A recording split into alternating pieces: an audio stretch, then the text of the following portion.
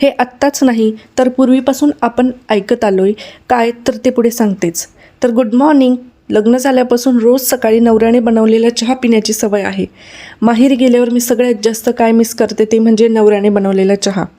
तर पूर्वीपासून आपण ऐकत आलोय की एखादा नवरा त्याच्या बायकोची काळजी करत असेल किंवा तिला घरकामात मदत करत असेल तर त्याला खूप असे वेगवेगळे टॅग दिले जातात.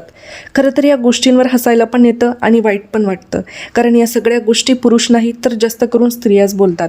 मला तर असंच वाटतं की बायकोची काळजी घेणारा नवरा हा कधीच कमकुवत नसतो. तो खूप समजूतदार आणि सर्वात महत्त्वाचं म्हणजे आपल्या बायकोच्या पाठीशी खंबीरपणे उभा राहणारा असतो. कोणी काहीही बोलू देत, तू चल पुढे, मी आहे तुझ्यासोबत असं म्हणणारा असतो. तर असो, या टॉपिकवर बोलायला गेलं तर पूर्ण व्हिडिओ पण कमी पडेल.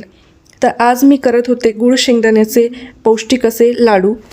मी इथे अर्धा किलो शेंगदाणे आणि 150 ग्राम गूळ घेतलेला आहे. शेंगदाणे भाजून झाल्यावरती गूळ आणि शेंगदाणे मिक्सरमध्ये काढून घेतले आणि थोडं थोडं तूप घालून लाडू वळून घेतलेत. त्यात तुम्ही थोडेसे तुमच्या आवडीनुसार ड्रायफ्रूट्स पण ॲड करू शकतात. तर एकदम साध्या आणि सोप्या पद्धतीने लाडू तयार झालेत. हिवाळ्यामध्ये डिंकाचे लाडू तर आपण बनवतोच, पण लहान मुलं ते खाण्याचा कंटाळा करतात. त्यामुळे एक ऑप्शन म्हणून लहान मुलांना आवडणारे हे पौष्टिक असे गूळ शेंगदाण्याचे लाडू. तर आजचा ब्लॉग इथेच संपवते. लवकरच भेटूया पुढच्या ब्लॉगमध्ये. बाय.